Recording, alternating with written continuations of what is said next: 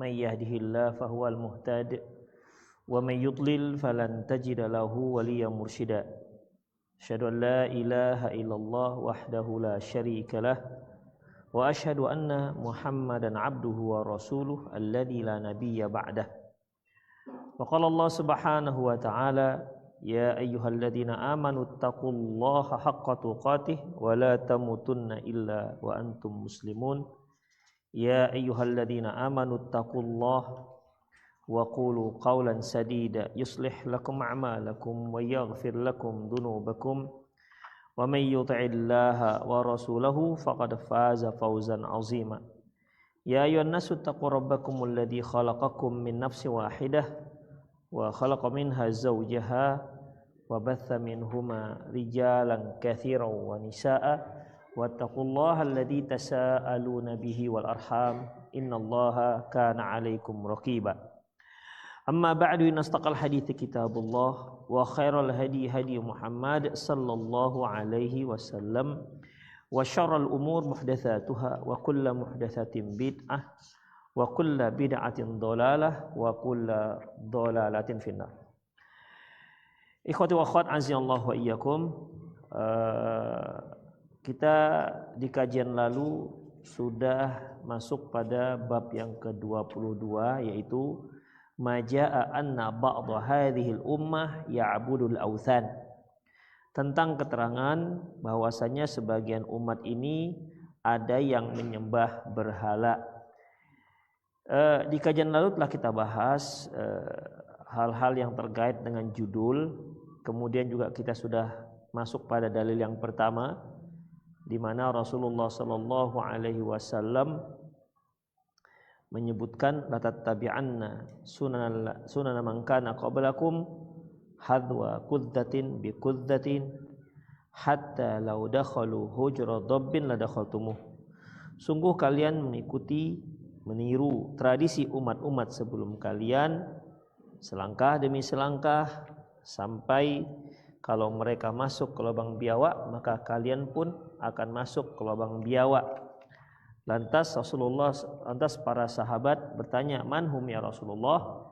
Manhum ya Rasulullah? Siapakah mereka itu yang maksudnya yang akan diikuti oleh kaum muslimin?" Apakah mereka Yahudi dan Nasrani? Faqal, beliau katakan, "Faman? Siapa lagi kalau enggak mereka?" Dalam hadis yang lain punya lafaz yang berbeda, "Atatabi'anna sunan ladina min qablikum shibran bi shibrin zira'an bi zira'in hatta law dakhalu hujra dabbi la dakhaltumuh." Kalian akan mengikuti umat-umat sebelum kalian sejengkal demi sejengkal, sehasta demi sehasta, sampai kalau mereka masuk ke lubang biawak maka kalian pun ikut masuk lubang biawak tersebut. Dengan artian kaum muslimin mengikuti orang-orang yang sebelumnya yaitu Yahudi dan Nasrani itu tidak langsung sekaligus tapi sedikit demi sedikit. Ya, sedikit demi sedikit tanpa terasa mereka sudah mengikuti mereka terlalu banyak. Kaum muslimin menjadi pengekor tanpa peduli lagi apakah yang mereka ikuti itu bermaslahat ataukah malah bermudarat. Hingga Rasulullah sallallahu alaihi wasallam mengumpamakan hatta law dakhalu hujra dabbi, sampai-sampai jika mereka masuk ke lubang biawak la dakhaltumuh, maka kalian pun ikut masuk ke lubang biawak tersebut. Ya kalau kita analogikan dengan kenyataan, mana ada manusia yang masuk ke lubang biawak kan? Kalau masuk ke lubang komodo masih mendingan karena komodo gede. Tapi kalau biawak enggak ada yang sebesar komodo. Demikian ikhwah. Makanya manusia masuk ke lubang biawak itu enggak mungkin. Dan juga belum pernah orang Yahudi dan Nasrani itu masuk ke lubang biawak. Jadi maksudnya di sini ikhwah, saking ngototnya, saking tak pedulinya kaum muslimin mengikuti mereka, maka apa yang mereka lakukan itu diikuti tanpa pikir, itu maksudnya. Seolah-olah kalaupun mereka masuk ke lubang biawak yang jelasnya lembab, bau, sempit, berkelok-kelok, maka kaum muslimin tetap mengikuti mereka. Jelas mengikuti mereka itu akan mengalami kemudorotan dan akan susah payah. Ya, akan susah payah. Saya sering berikan contoh yang sangat mudah, ilustrasi sangat mudah, seperti ketika seorang muslimah memakai pakaian ketat, misalnya pakai celana jeans yang ketat. Padahal ketika mereka memakainya itu akan kesulitan, ikhwah. Ya. Walaupun bahan jeansnya karet, tapi tetap sulit makainya.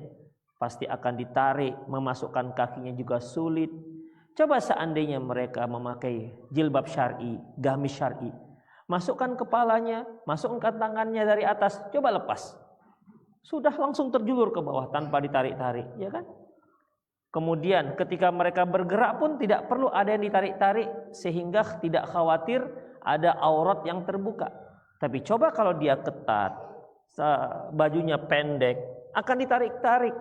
Demikian, ya. Padahal bajunya sudah ketat, pendek, ya wajar kalau kelihatan. Demikian. Tapi kalau sudah pendek kemudian ditutup-tutupi, nampak sekali susah hidupnya. Ya. Kalau dia pakai rok mini harus tutup-tutup bantal. Demikian ikhwah, kan sulit sekali hidupnya. Kenapa yang seperti itu? Islam itu memberikan kita hidup nyaman. Para akhwat diajarkan untuk menutup aurat yang syar'i. Nyaman dia dengan syar'i itu, ikhwah. Nyaman dia dengan pakaian syar'i. Mudah untuk memakainya. Itu ikhwah. Tidak perlu mikir berbagai macam model. Itu ikhwah. Dan lebih terhormat. Antumlah kaum laki-laki ketika melihat seorang wanita memakai pakaian syar'i dengan seorang wanita memakai pakaian seksi. Kalau dari sisi syahwat, lebih enak dipandang yang mana? Elah, nggak ngaku. Lebih enak dipandang yang mata, ngaku aja. Yang pertama, yang kedua. Yang kedua yang mana? Yang hijab apa yang seksi? Demikian. Ya namanya syahwat, laki-laki namanya. Ya, laki-laki. Dia akan suka memandang yang itu. Walaupun suka di sini bukan kalau dikatakan mau ente nikahi dia, itu mikir-mikir lagi kan? Demikian ikhwah. Karena bagaimanapun seorang laki-laki pasangannya tetap ingin agar wanita tersebut wanita yang solehah. Mungkin bayangannya ini kalau di ngaji ini udah bagus ini kan gitu. Mikirnya kalau diajak ngaji baru kita lamar kan gitu ikhwah. Demikian, itulah khayalannya. Jadi ada syar'inya, ada khayalan syar'i lah gitu kira-kira. Ya, khayalan syar'i.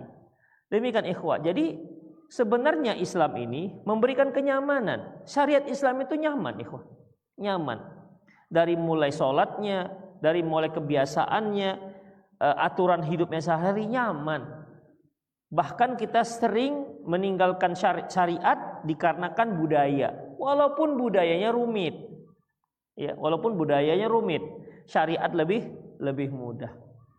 Itulah ikhwah rahimanallahu wa iyyakum. Ini sudah kita pernah bahas di kajian yang lalu. Kemudian kita langsung saja di dalil yang kelima. Nanti yang kedua, ketiga, dan keempat kita bahas berikutnya. Kita lihat dalil yang kelima. Hadis ini diriwayatkan oleh Imam Malik, diriwayatkan oleh Imam Muslim, an Thauban, dari Thauban, anna Rasulullah sallallahu qol, bahwasanya Rasulullah sallallahu alaihi wasallam pernah bersabda, innallaha zawali al-ardh.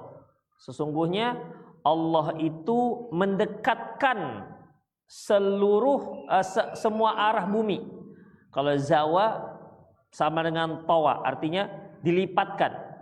Jadi ujung bumi diperlihatkan kepada Rasulullah. Semua ujung bumi dari ujung ke ujung, ya, diperlihatkan di hadapan Nabi sallallahu alaihi wasallam. Fara'aitu masyariqaha wa magharibaha, sehingga aku melihat sebelah barat dan sebelah timurnya. Sebelah barat dan sebelah timurnya. Kalau Rasulullah sallallahu alaihi wasallam berada di Madinah, berarti sebelah baratnya negara apa, ikhwah?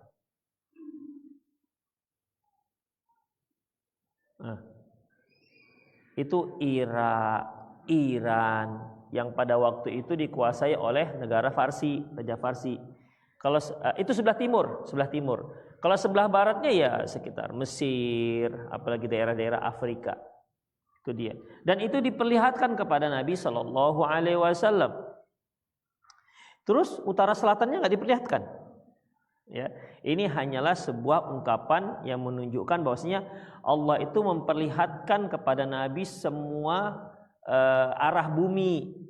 Bumi ya didekatkan oleh Rasulullah SAW, oleh Allah kepada Rasulullah sehingga beliau melihat daerah-daerah bumi yang terjauh, areal-areal tempat-tempat yang terjauh. Sehingga aku melihat bahagian barat dan bahagian timur.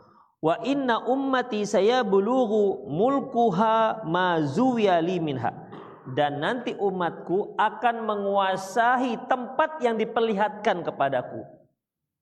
Jadi kalau beliau berada di Madinah, sebelah timurnya kalau kita di peta itu Iran dan seterusnya sampai India, ya, Afghanistan itu semua. Itu sebelah timur. Sebelah baratnya Mesir, Tunisia dan sampai nanti Maroko, itulah dia.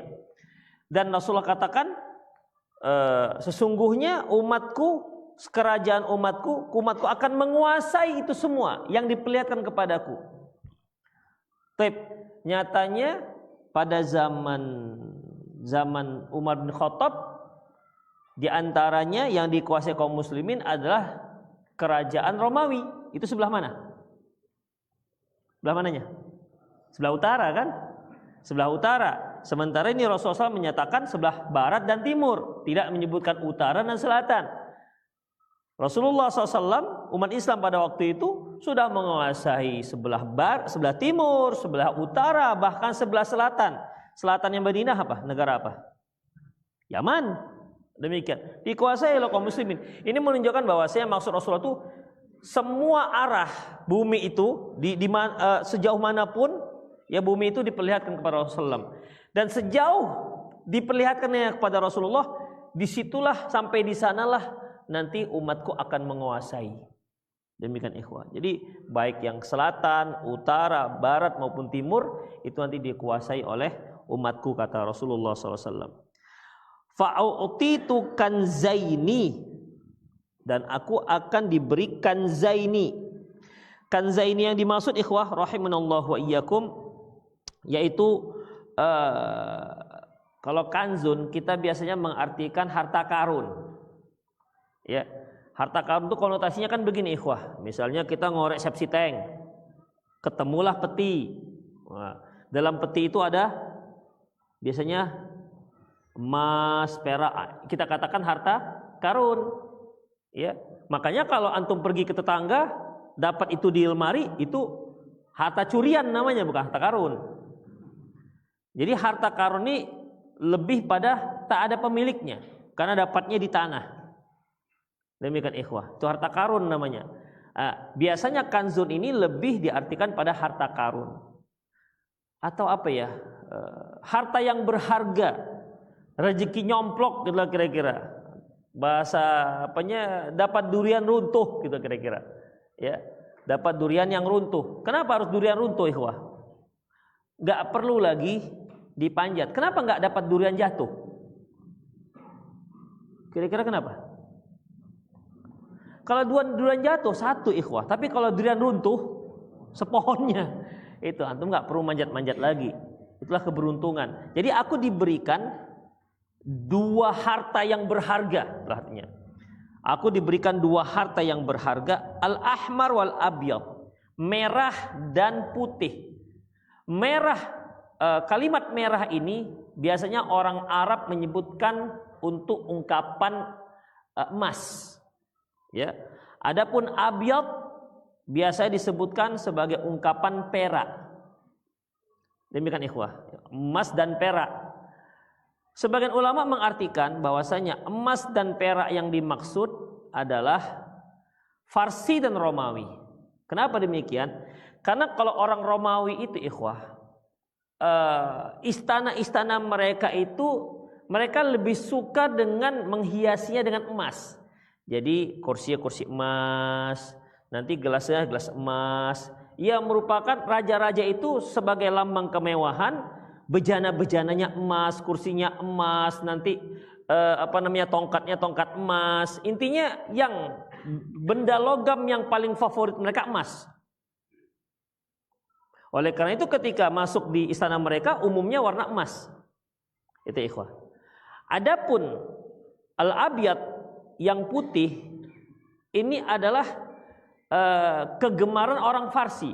Orang Farsi itu lebih senang, lebih cenderung perhiasan itu dengan perak.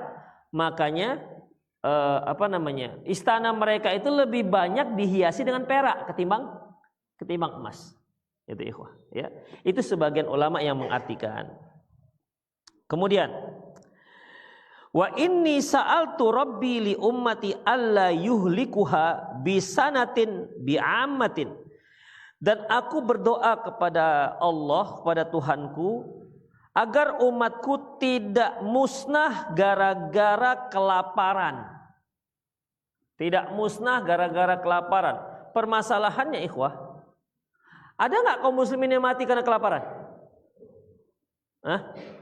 Ada nggak? Loh? Ada? Sepengetahuan antum ada kan? Di mana? Seperti di Somali, itu kan kaum muslimin. Somali itu kan negara yang mayoritas penduduknya muslim. Intinya seperti di Somali atau mungkin di Gaza sekarang misalnya.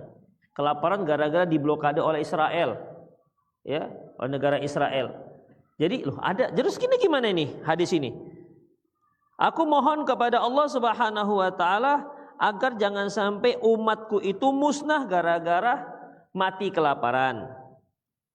Itu doa yang pertama. Doa yang kedua, wa alla yusallita alaihim aduwan min siwa anfusihim fayastabihu baydatahum. Jangan sampai musuh mereka yang berada di luar mereka. Jadi kalau di antara kaum muslimin kan dia punya musuh. Mungkin musuhnya berasal dari sesama muslim juga, atau musuhnya berasal dari non muslim. Doa Rasulullah itu yang kedua, jangan sampai umatku dikuasai oleh kaum yang bukan musuhnya, yang bukan dari kalangan kaum muslimin sendiri, berarti dari orang kafir. Kemudian mereka merampas harta-harta mereka. Kenyataannya gimana? Nanti kita baca dulu ya, kita baca. Taib. Fayastabihu baydatahum, sehingga harta mereka pun diambil. Kalau baydah itu artinya telur. Tapi maksud di sini adalah dirampaslah harta-harta mereka. Wa inna rabbi qala, sesungguhnya Tuhanku mengatakan, ya Muhammad, inni idza qadaitu qadaan fa innahu la yuraddu. Ya Muhammad, kalau aku sudah menetapkan sebuah keputusan, maka tidak akan ada yang bisa menolak. Wa inni a'taituka li ummatika alla ahlakahum bisanatin bi'ammatin. Dan aku mengabulkan permintaanmu bahwasanya umatmu tidak akan mati kelaparan gara-gara, umatmu nggak akan mati gara-gara kelaparan. Ini doa yang pertama yang dikabulkan oleh Allah Subhanahu wa taala. Kenyataannya ada nggak? Jadi gimana ini hadis? Apakah hadis akan bertentangan dengan kenyataan? Rasulullah yang mengatakan, doaku yang pertama itu dikabulkan oleh Allah, bahwasanya umatku nggak akan mati, nggak akan musnah mati kelaparan, nggak akan mati kelaparan. Ikhwah, para ulama memberikan penjelasan dalam masalah ini. Maksudnya umat Islam nggak akan punah karena mati kelaparan. Artinya apa? Kalau sebagian tempat ada kemiskinan, mereka akhirnya mati kelaparan, ya itu suatu hal yang terjadi. Tapi kalau musnah gara-gara mati kelaparan, itu tidak ada. Ya, buktinya antum masih duduk di sini dan antum termasuk salah satu daripada unsur kaum muslimin. Buktinya kan nggak punah. Antum yang kira-kira usianya sudah mulai mendekat ajal, sudah ada malah generasi penerusnya. Berarti kan nggak punah. Jadi para ulama mengartikan ini, ikhwah, dikabulkannya doa beliau maksudnya tidak akan punah, musnah gara-gara mati kelaparan. Tapi kalau ada yang kelaparan meninggal, itu satu hal yang tidak bertentangan dengan hadis ini. Bisa difahami ikhwah saya? Yang kedua, wa alla usallita alaihim aduan min siwa anfusihim fayastabihu baydatahum. Dan Tuhanku mengatakan juga, memang kalian tidak akan bisa dikuasai oleh musuh selain kalian, artinya musuh yang bukan muslim, sehingga mereka merampasi harta mereka. Kenyataannya gimana? Ada nggak kaum muslimin dijajah oleh orang kafir kemudian diambil harta mereka, dibunuhin mereka, dibantai mereka? Ada nggak? Ada. Dan itu terjadi. Dan sampai sekarang masih terjadi. Dan itu akan terjadi. Sepanjang sejarah banyak kaum muslimin yang dibantai. Bukan dibantai oleh orang Islam sendiri, tapi dibantai oleh orang yang non muslim. Demikian ikhwah, sejarahnya terlalu banyak. Dan memang sejarah pembantaian kaum muslimin hanya terjadi ketika kaum muslimin menjadi minoritas. Itu ikhwah. Dan sepengetahuan saya belum ada sejarah kaum muslimin membantai yang non muslim. Antum ada baca? Di saat kaum muslimin jaya, kuat, kemudian dia bantai yang bukan muslim. Ada? Pernah baca? Sampai sekarang saya belum pernah baca, ikhwah. Belum pernah baca. Tetapi yang kaum muslimin ini bantai, waduh, sampai sekarang juga masih ada, apalagi dulu. Demikian, pembantaian di Andalus, Spanyol. Kaum muslimin sempat berjaya menguasai 600 tahun. 6 abad ikhwah.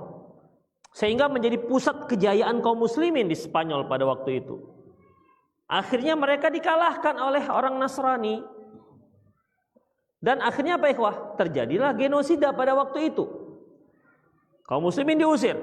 Yang mau masuk Kristen maka dia boleh tinggal di sini. Yang enggak silahkan pergi atau kami bunuh. Nah, ikhwah seperti ini enggak pernah terjadi di kalangan kaum muslimin. Enggak pernah sepanjang sejarah. Setahu saya ya. Allah alam kalau antum pernah membacanya. Itu ikhwah, enggak pernah terjadi. Tapi di kalangan kaum muslimin itu sering terjadi. Kenapa kok mereka tiba-tiba bisa dibantai oleh orang-orang yang bukan dari kalangan mereka? Itu dikarenakan kaum musliminnya sudah mulai kendur dalam melaksanakan agamanya, sudah mulai jauh dari agamanya. Pokoknya kalau kita lihat setiap kali kaum muslimin dijajah, ketahuilah ikhwah, itu bukan dikarenakan orang-orang kafirnya yang kuat, tapi dikarenakan kaum musliminnya sudah mulai jauh dari agama mereka. Itu ikhwah. Ya. Spanyol. Apalagi di Baghdad ketika pasukan Tatar yang dipimpin oleh putranya Genghis Khan, Hulagu Khan. Itu putranya atau menantunya Allah alam.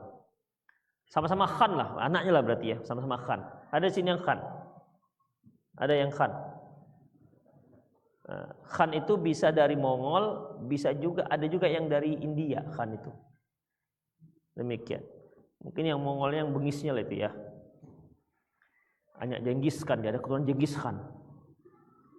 Jadi ikhwah, Baghdad dibantai oleh tentara Tatar. Terkenal kan waktu itu tentara Tatar itu kejam. Baik, dibantailah kaum muslimin pada waktu itu. Dalam satu hari lebih daripada 2 juta. Bayangkan tuh gimana membantai. Ikhwah, kalau pakai bom, oke lah mudah kan. Kita nggak bisa bayangkan gimana membantai 2 juta dalam satu hari manual.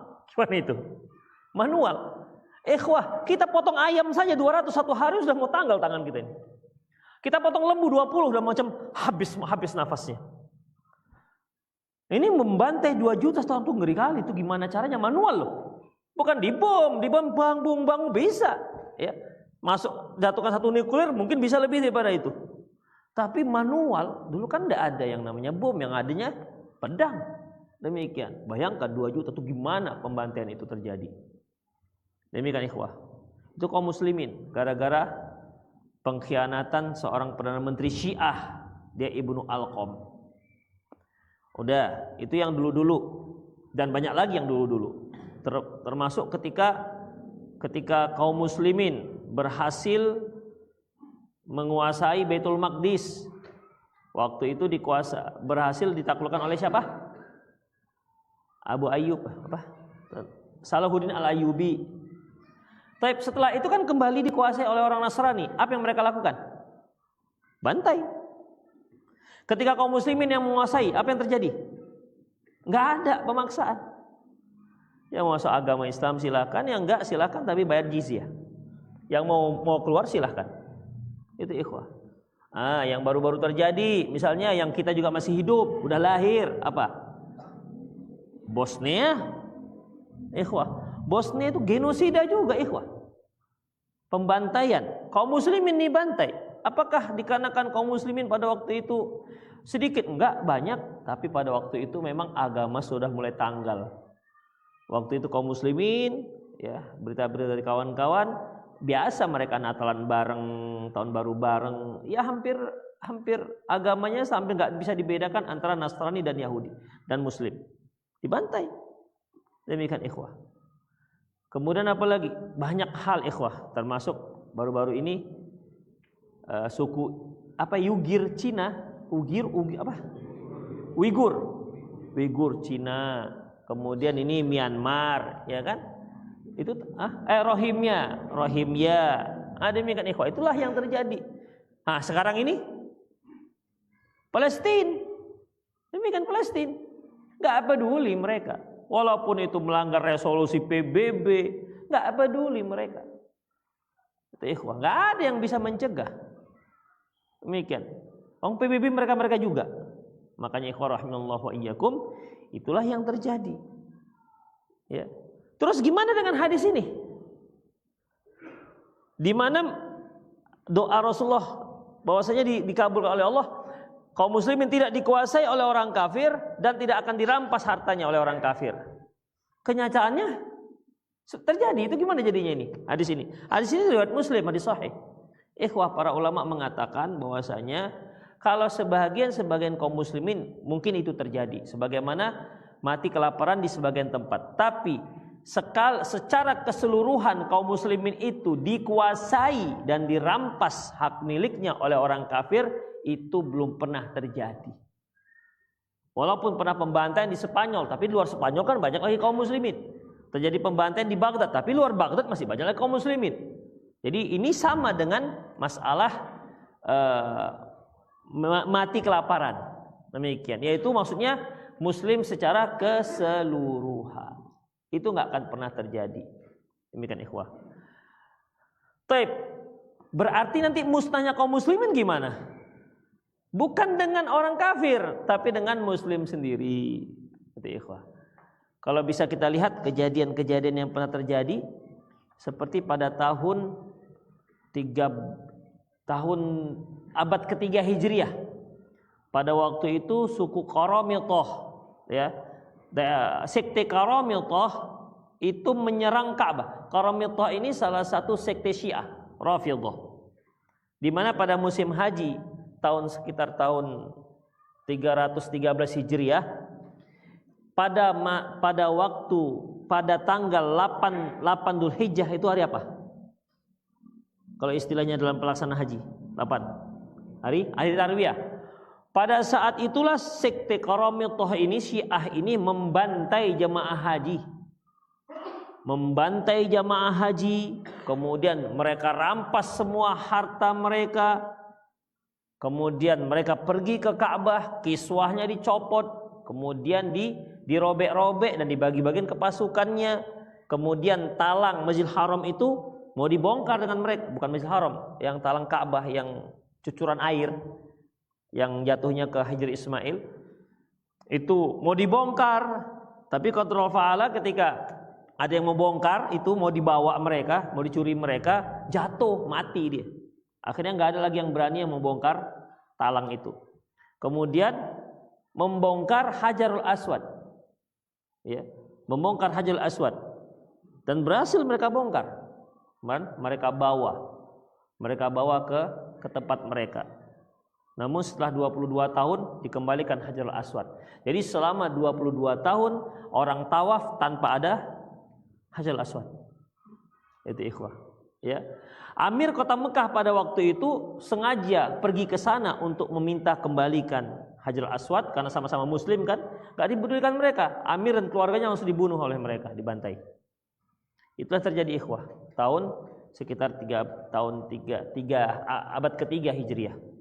Itu ikhwah. Ini yang pasukan dipimpin oleh Abu Thahir Sulaiman. Ikhwah rahimanallahu wa iyyakum,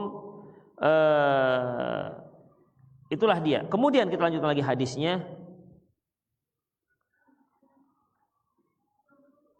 Aula wijtama alaihim min aqtariha, walaupun seluruh umat manusia berkumpul untuk memusnahkannya, tidak akan mampu. Hatta yakunu ba'dhum yahliku ba'd wa yusbi ba'dhum ba'dhan, sampai sebahagian kaum muslimin lah yang akan memusnahkan, yang akan membantai kaum muslimin yang lain, dan akan menawan dan menjadikan budak muslim yang lain. Itu akan terjadi di kalangan kaum muslimin. Kemudian, wa inni akhafu ala ummati al-mudillin, dalam hadis yang diriwayatkan oleh Al-Barqani dalam sahihnya, dia mengatakan, wa inni akhafu ala ummati al-a'immatal mudillin, sesungguhnya aku khawatirkan dari kalangan umatku adanya imam-imam yang menyesatkan. Ya, imam-imam yang menyesatkan. Wa idza waqa'a alaihimus saif, apabila sempat terjadi peperangan, pembunuhan di antara mereka, lam yurfa ila yaumil qiyamah, tidak akan terangkat peperangan itu sampai hari kiamat. Para ulama menyebutkan sejak terbunuhnya Utsman bin Affan, maka sejak saat itu kaum muslimin selalu terjadi perang saudara di antara kaum muslimin. Sejak Utsman bin Affan wafat, yang bunuh siapa? Kaum muslimin. Ya, kaum muslimin. Sampai kacau pada waktu itu kondisi kaum muslimin. Hingga akhirnya ya terjadilah vacuum of power, tidak ada penguasa, dan orang-orang pun meminta Ali bin Abi Thalib untuk menjadi khalifah yang keempat. Pada waktu itu Ali bin Abi Thalib nggak mau karena masalahnya terlalu rumit yang terjadi, konflik, chaos pada waktu itu Madinah. Karena menimbang maslahat dan mudarat, akhirnya Ali bin Abi Thalib menerima. Ya, Ali bin Abi Thalib akhirnya menerima. Diangkatlah beliau, dibaiat untuk menjadi khalifah. Namun tidak diakui oleh Muawiyah bin Abi Sufyan radhiyallahu anhu. Ya, beliau berada di Kufah. Kenapa demikian? Beliau menuntut kepada Ali bin Abi Thalib supaya mengkisos semua orang-orang yang terlibat dalam pembunuhan Utsman bin Affan. Tapi Ali bin Abi Thalib tidak bisa menerima kalau itu dilakukan secepat itu. Kenapa? Karena banyak orang-orang yang terlibat dalam pembunuhan Utsman bin Affan, ya, yang terlibat pada waktu itu. Kudeta lah kita katakannya. Kudeta pada waktu itu mereka masih ada di Madinah. Karena bukan 1-2 orang ikhwan yang terlibat. Ya, ini sekelompok orang yang cukup banyak. Memang sengaja diprovokasi, maka turunlah dari Mesir, dari mana-mana turun dengan dengan membawa emosi tak percaya, protes besar terhadap Utsman bin Affan. Di antara yang mereka proses adalah politik dinasti. Nah, itu isu ikhwah. Jadi politik dinasti itu sudah diisukan pada waktu itu Utsman bin Affan. Kalau pada zaman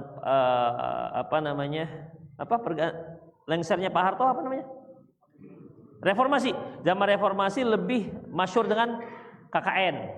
Ya kan? KKN.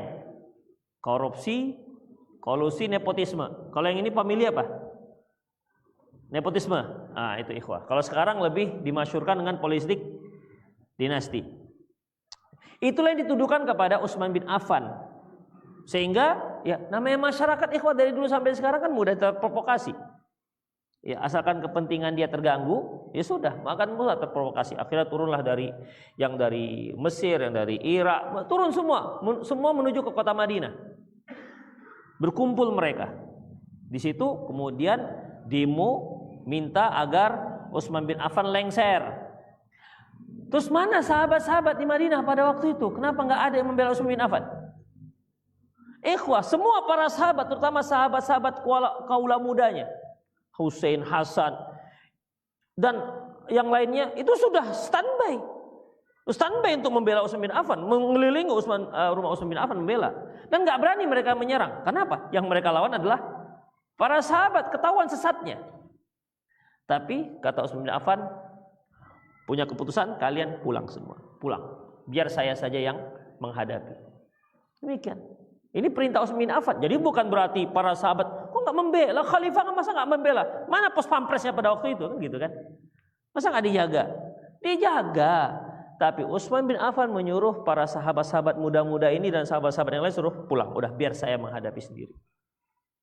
Demikian ikhwah rahimanallahu wa iyyakum. Akhirnya setelah mereka pergi, mereka leluasa.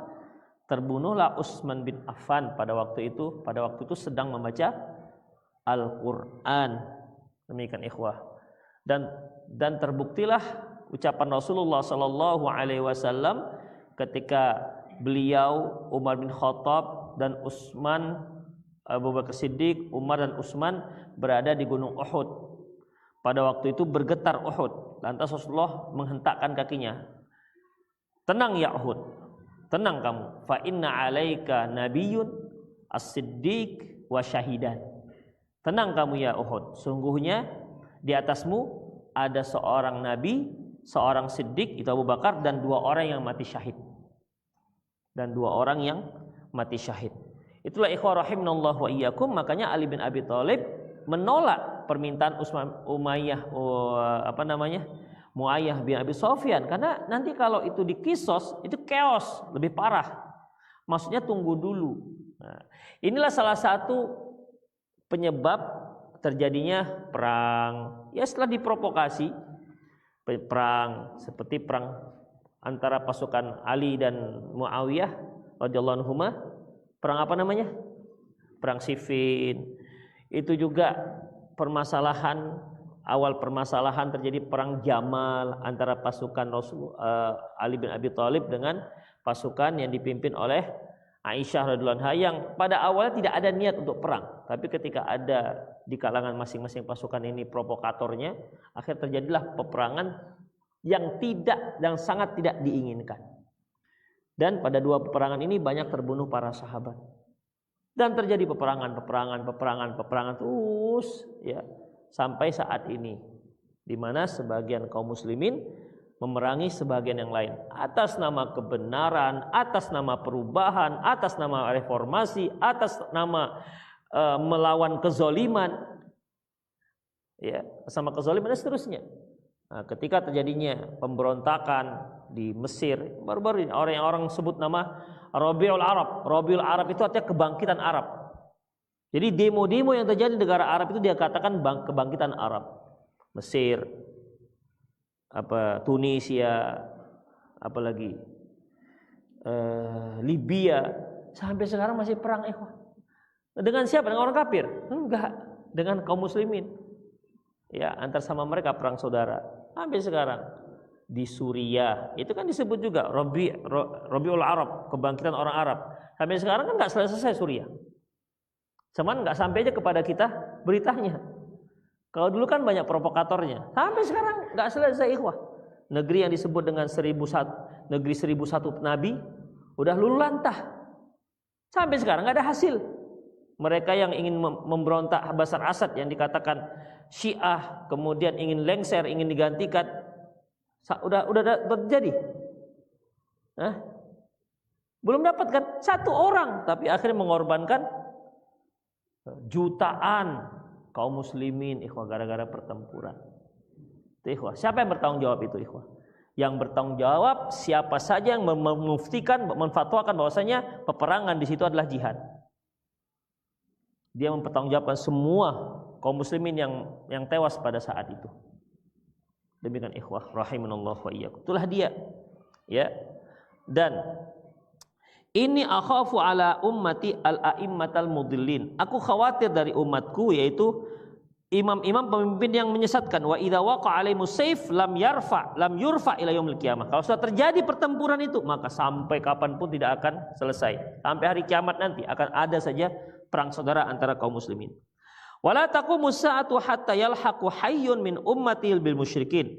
Dan tidak akan terjadi hari kiamat sampai ada satu kaum dari umatku mereka akan bergabung dengan orang-orang musyrik. Wa hatta ta'budu fi amun min ummati lausan, sampai umatku nanti ada yang akan menyembah berhala.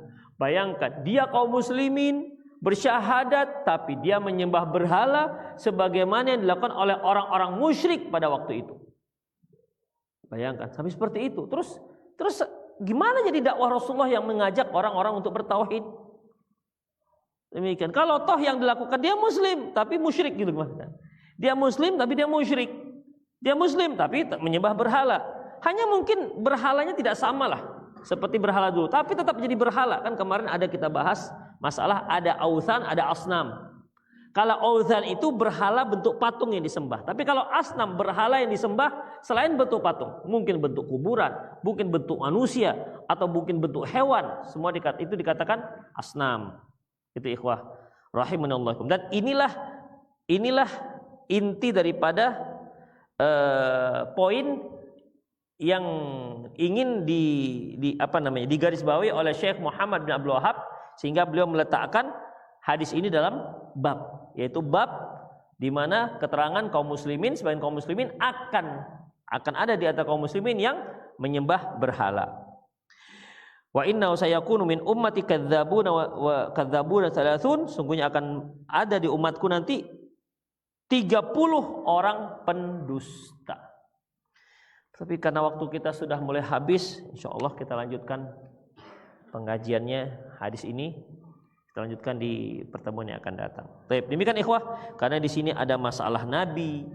Ya, kita juga harus bahas nabi mana saja yang pernah muncul di kalangan orang-orang Arab dahulu.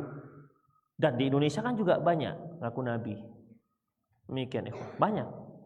Ya, tiba-tiba ngaku nabi, tiba-tiba deklarasi. Demikian. Jadi bukan partai sekarang deklarasi, nabi pun deklarasi. Itu ikhwah. Insyaallah akan kita bahas kelanjutan hadis. Demikian aku qouli hadza wa astaghfirullah li wa lakum wal muslimin innahu wal ghafurur rahim. Silakan para ikhwah yang ingin bertanya.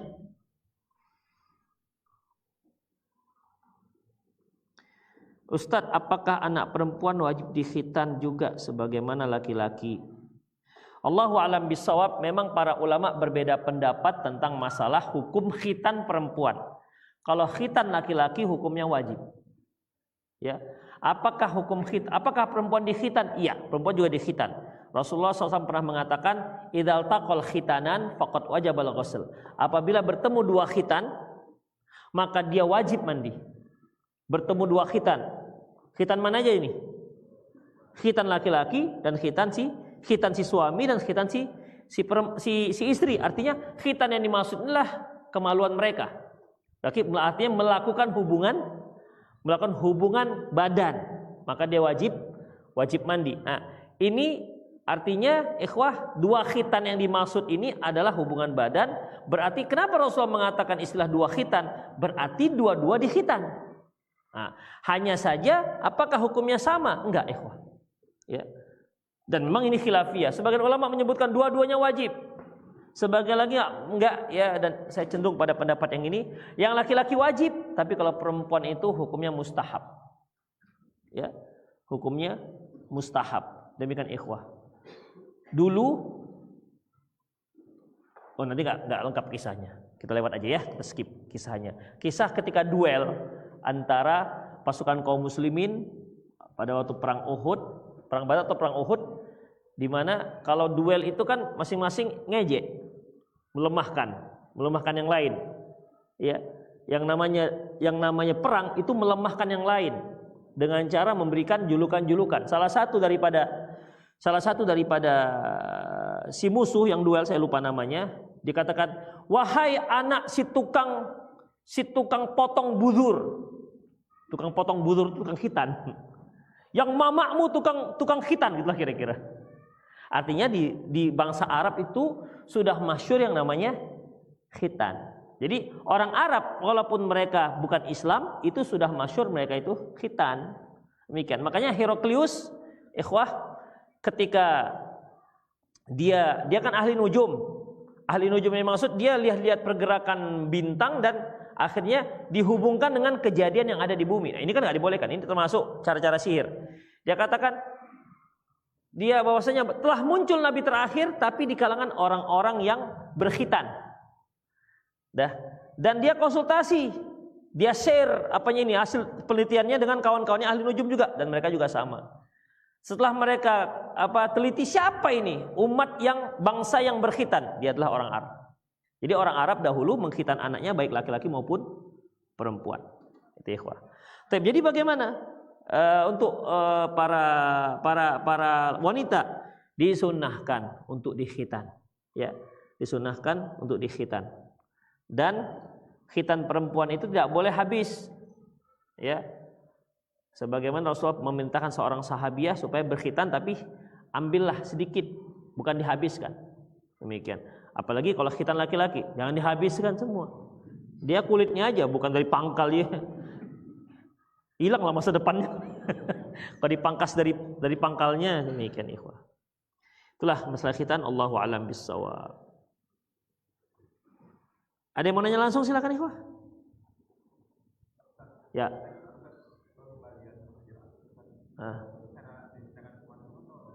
Jadi ikhwah, pasukan si Abu Thahir ini, ya, dia pasukan khusus di bawah kepemimpinan seorang yang mengaku Imam Mahdi. Jadi gerakan yang dilakukan oleh si Abu Thahir ini ternyata menurut pimpinan mereka, khalifah mereka itu berlebihan. Yang mengaku Imam Mahdi ini. Jadi wah, ini kelewatan orang ini. Demikian akhirnya, ya, Imam Mahdi mereka itu memerintahkan supaya mengembalikan. Itu dia ceritanya. Ya emang cuma-cuma. Karena perintah daripada khalifah mereka. Allahu a'lam. Assalamualaikum Ustaz. Lilladzina ahsanul husna wa ziyadah. Dalam terjemahan tambahan nikmat dari wajah adalah nikmat yang paling tinggi surga. Apakah tidak semua penghuni surga bisa mendapatkan nikmat ini dikarenakan surga itu bertingkat-tingkat dari yang rendah sampai yang tinggi, dan doakan kami semua Ustaz. Ikhwah, betul bahwasanya firman Allah Subhanahu wa taala menyebutkan lilladzina ahsanul husna wa ziyadah, dan orang-orang yang berbuat baik akan mendapatkan kebaikan. Yang dimaksud dengan mendapatkan kebaikan itulah surga. Wa ziyadah maksudnya melihat wajah Allah Subhanahu wa taala. Taib. Bukankah orang-orang penduduk surga itu tempatnya bertingkat-tingkat? Ya, tempatnya bertingkat-tingkat sesuai dengan amalan yang pernah dia lakukan semasa di dunia. Ada yang tingkat Firdaus, dan ini yang dianjurkan Rasulullah untuk minta. Idza sa'altumul jannah fas'alul firdaus. Apabila kalian minta surga, minta Firdaus. Jadi enggak boleh kita minta, ya Allah masukkanlah saya ke surga ya Allah. Emperornya juga enggak masalah ya Allah. Itu enggak boleh. Kalau minta. Ya, minta. Kalau ada orang minta seperti itu ikhwah, ini termasuk at-ta'addi fid du'a, orang yang melampaui batas dalam berdoa.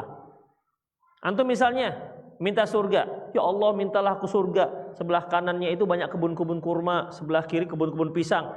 Itu ikhwah, ya, itu termasuk at-ta'addi fid du'a. Melampaui batas dalam masalah doa. Jadi kita minta apa? Minta saja masuk surga dulu. Kalau antum sudah masuk surga, terserah mau minta apa. Mau surga yang catnya cat putih, mau kepingin cat jotun, terserah antum lah, kepingin kan. Karena dulu langganan, mana tahu kan. Demikian, terserah mau minta merah, mau pink, terserah. Demikian. Muncul pertanyaan, Ustaz, kalau seandainya penduduk surga itu ingin punya anak, itu bagaimana? Mungkin nggak akan muncul generasi yang baru, sementara mereka bukan penduduk dunia, bisa nggak? Bisa. Ketika mereka minta anak langsung ada, langsung besar. Demikian. Antum yang pedagang-pedagang somai, yang pedagang-pedagang dimsum, pedagang-pedagang apa lagi? Pedagang-pedagang martabak, misalnya tahu ali, apa lagi? Iya, kalau antum masuk surga insya Allah, ya, masuk surga, antum mungkin mau membalikan sejarah dulu selama dunia. Ya Allah, saya kepingin jualan mengingat masa lalu. Bisa enggak? Bisa ikhwah. Di surga nanti ada pasar. Antum kepingin jual somai, karena dulu kepingin jual somai enggak seperti somai sekarang. Enggak martabak kecil-kecil, besar-besar kita. Ada demikian, ya. Bisa akan muncul. Antum kepingin makan durian, muncul. Demikian. Yang penting masuk surga dulu. Itu dia. Ini belum tentu masuk surga minta siomay. Dikit kali kan.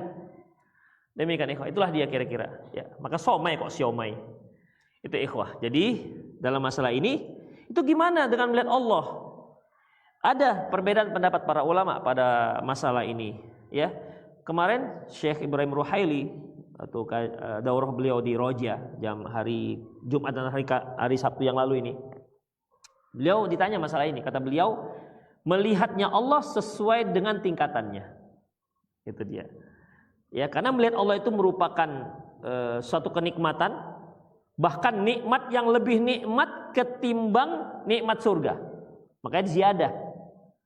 Maka semakin tinggi tingkatannya, dia semakin banyak melihat Allah Subhanahu wa taala. Itu di antara pendapatnya. Allahu a'lam bishawab. Ada yang bertanya langsung? Silakan ikhwan. Apabila kita safar ke daerah yang sulit mendapatkan masjid, saya sering menjamak takdim salat zuhur dan asar dengan cara mengqashar.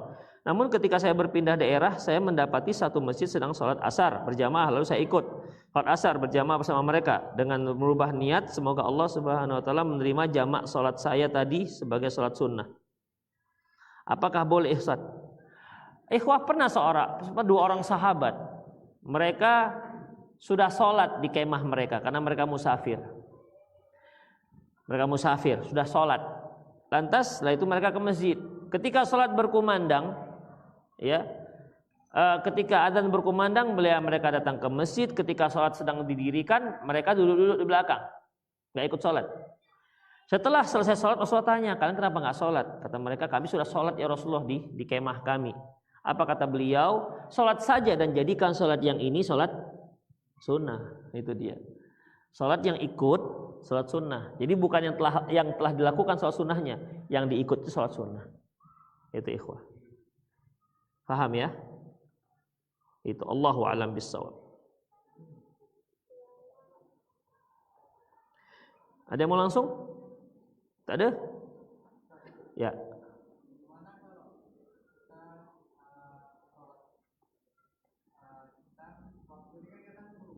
Ya.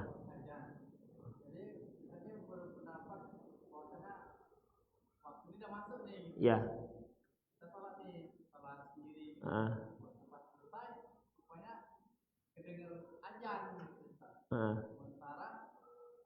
Dia sedang bakal melakukan perjalanan yang kemungkinan itu bakal habis waktunya kalau belum selesai. Ya. Belum selesai perjalanan itu. Gitu. Habis waktu sholatnya. Ya. Gimana? Ya kayak gitu, udah betul itu. Udah betul itu. Misalnya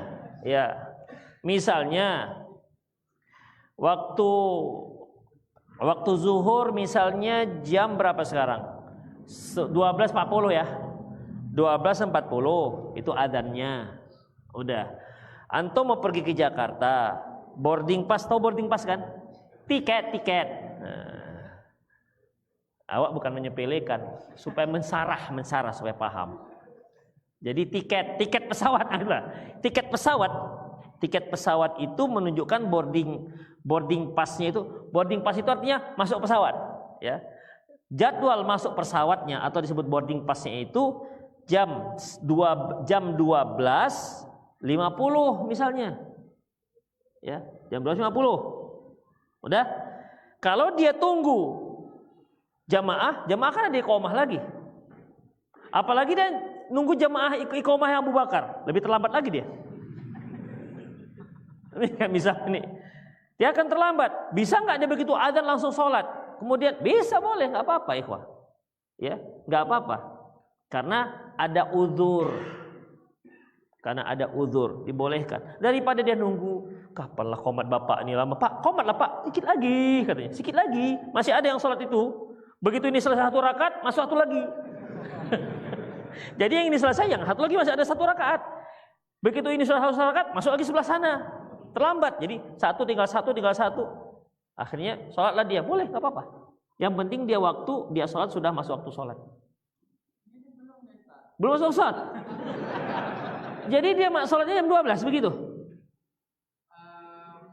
kan jarak waktu dia sholat itu kan kurang lebih 10 menit.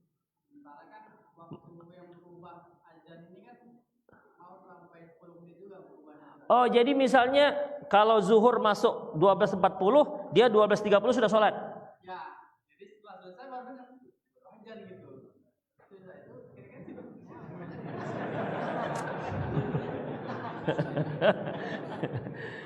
Kalau sholat belum pada waktunya, ya, antum khawatir terlambat, antum jamak takhir aja.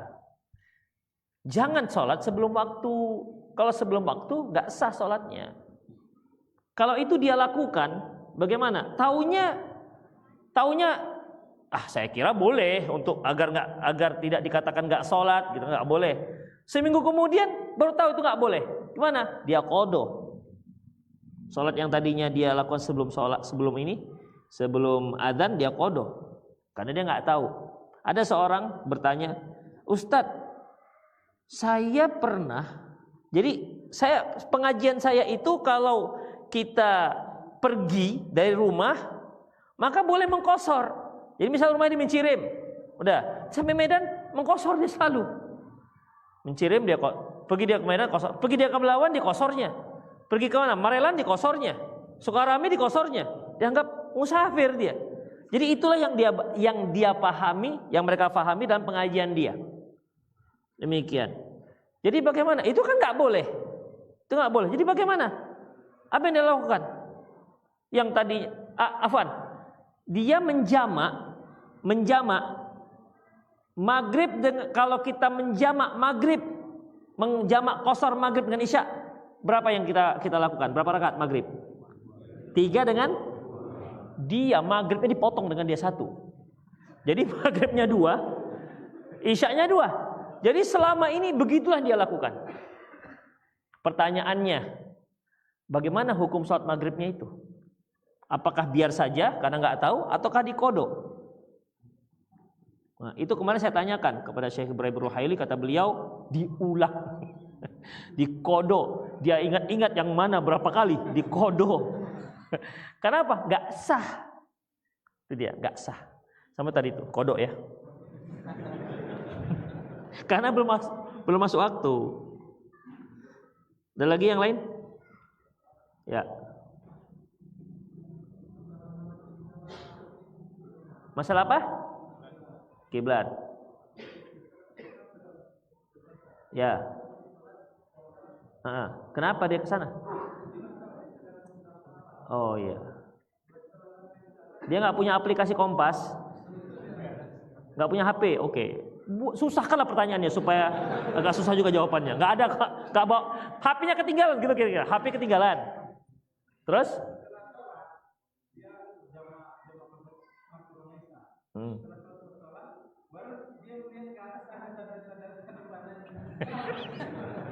Iya. Berarti di hotel itu maksudnya ya. Ya. Terus? Baik. Ikhwah, ketika kita berada di satu tempat dan kita tidak tahu kemana arah kiblat, yang pertama yang kita lakukan berusaha untuk tahu. Berusaha untuk tahu. Kita di hotel, tanya resepsionis, Ustadz, tapi kami nginapnya di Samosir. Berarti nggak ada yang tahu kiblat. Bang, kiblat mah? Itu kiblat katanya. Nggak tahu apa itu kiblat. Dia nggak tahu. Jadi bagaimana? Ya antum tengok-tengok dulu kemana arah, keluarlah kemana arah ini. Arah matahari. Udah Ustaz, tapi ketika saya masuk kamar, nggak tahu saya ini kamar saya arahnya kemana. Oke, agak sulit memang pertanyaan jadinya kan. Dibuatlah sulit gitu. Intinya berusaha semaksimal mungkin. Kalau aplikasi kalau dia ada internet, insya Allah juga bisa tahu kemana arahnya ke barat, agak merah dikit. Intinya udah nggak tahu, udah segitulah kira-kira. Yakin kali dia ke arah sana, sholatlah dia. Jadi bagaimana? Begitu dia selesai sholat, Assalamualaikum warahmatullahi. Rupanya ada ke belakang rupanya. Bagaimana? Sah sholatnya. Dan ini pernah terjadi pada zaman sahabat. Jadi ketika Rasulullah SAW dan para sahabat, ikhwah, di perjalanan, pada waktu subuh ternyata pada itu mendung tidak bisa melihat langit. Karena kan kalau dahulu dengan kalau langit cerah bisa melihat arah dari langit, dari bintang-bintang. Arah bisa ketahui jalannya. Makanya Allah katakan was-sama'i wat-thariq. Ya. Was-sama'i wat-thariq. Langit dan wat-thariq itu demi jalan-jalan yang di langit tuh. Jadi dari situ orang bisa mengetahui arahnya. Tapi ini mendung enggak ketahuan. Maka para sahabat masing-masing sholat sesuai dengan ijtihadnya masing-masing. Karena enggak tahu ke arahnya mana. Dan ada di antara para sahabat itu yang menggaris di garisnya tempat dia sholat supaya tahu kemana tadi kiblatnya. Setelah matahari terbit atau sudah hari terang, barulah tahu mereka ternyata ke sana arahnya. Mereka masing-masing melihat tadi mereka sholat arahnya kemana. Jadi ada yang ke kanan, yang ke kiri, tidak sesuai dengan arah kiblat. Peristiwa mereka ini ditanyakan kepada Rasulullah SAW. Rasulullah katakan sholatnya sah. Ya, sholatnya sah. Yang enggak sah itu sudah jelas kiblat ke sana. Dia kata, bosan saya ke sana. Sekali ke sana lah. Biar ada kreasi baru supaya enggak bosan-bosan kali. Enggak sah. Karena apa? Sengaja tidak menghadap kiblat. Demikian. Allahu a'lam bishawab. Yang lain? Ya.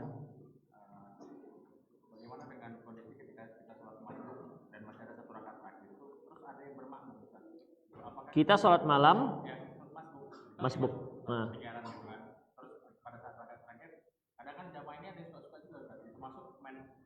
Oh, sholat estafet. Apakah kita boleh terima memilih dia atau kita? Ya nggak boleh, estafet nggak boleh. Yang ada itu jamaah kedua setelah selesai jamaah yang pertama. Walaupun ini ada khilafiyah dengan para ulama, ya. Kalaupun boleh, apa syarat-syaratnya? Masih ada yang membolehkan. Karena pernah ada ketika seorang sahabat masuk ke masjid, sholat jamaah sudah selesai. Rasulullah katakan, "May yatasaddaq lahu," siapa yang mau bersedekah untuk orang ini. Artinya ada satu orang berjamaah dengan dia sehingga agar dia mendapatkan pahala berjamaah.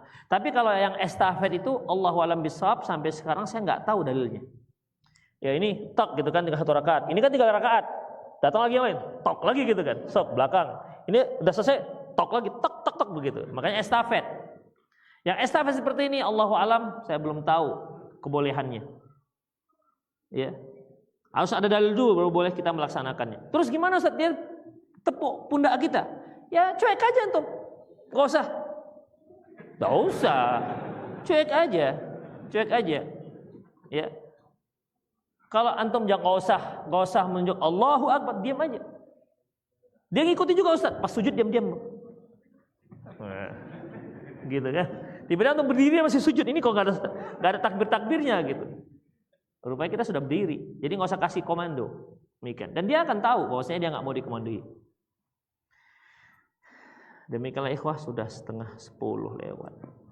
Tip, saya baca dulu ya dari sini, dari WhatsApp.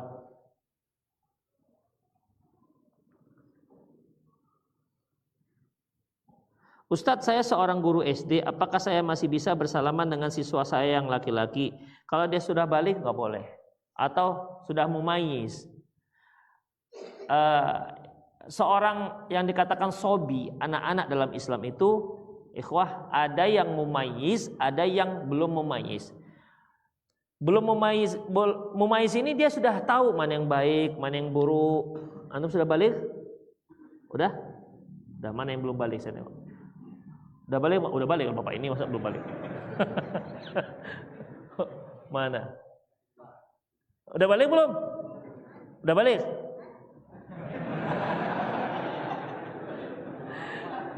Ada yang sudah balik dan dia sudah tahu gimana cara sholat yang bagus, ya. Anak kecil yang belum balik ini yang sudah mumayyiz, hak dia sama seperti hak orang dewasa. Bahkan dia juga berhak untuk diangkat menjadi imam kalau memang bacanya lebih bagus dibandingkan orang-orang dewasa yang lainnya. Nah, anak yang seperti ini ikhwah, tidak boleh lagi salam. Kenapa? Dia sudah mumayyiz. Apalagi kalau dia sudah balik. Ini mungkin anak-anak kelas 5, kelas 6 mungkin sudah balik, atau kelas 6 lah ya. Kelas 6. Nah, itu sudah mumayyiz, sudah tahu dia mana guru cantik, mana guru jelek, tahu dia. Mana yang guru glowing. Udah mulai ikut bapaknya lah dia. Demikian. Ya dia bisa membeda-bedakan mana yang cantik, mana yang enggak.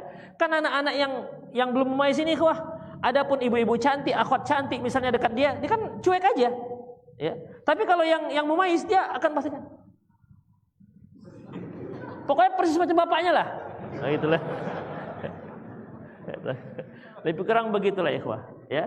Walaupun dia belum balik, maka dia seperti memayis, maka tidak boleh salaman. Ya. Loh, memang kalau dia masih anak-anak boleh kita pegang.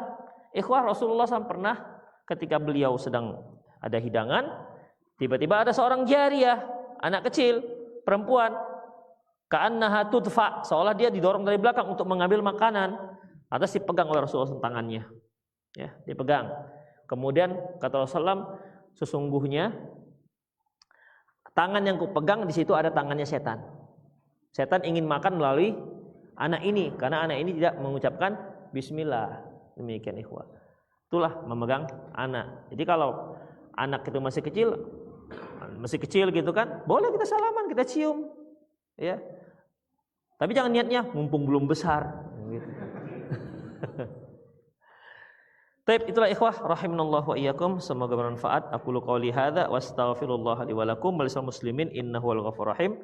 Subhanakallahumma bihamdik asyhadu an la ilaha illa anta astaghfiruka wa atubu ilaik wa akhiru da'wana alhamdulillahirabbil alamin. Assalamualaikum warahmatullahi wabarakatuh.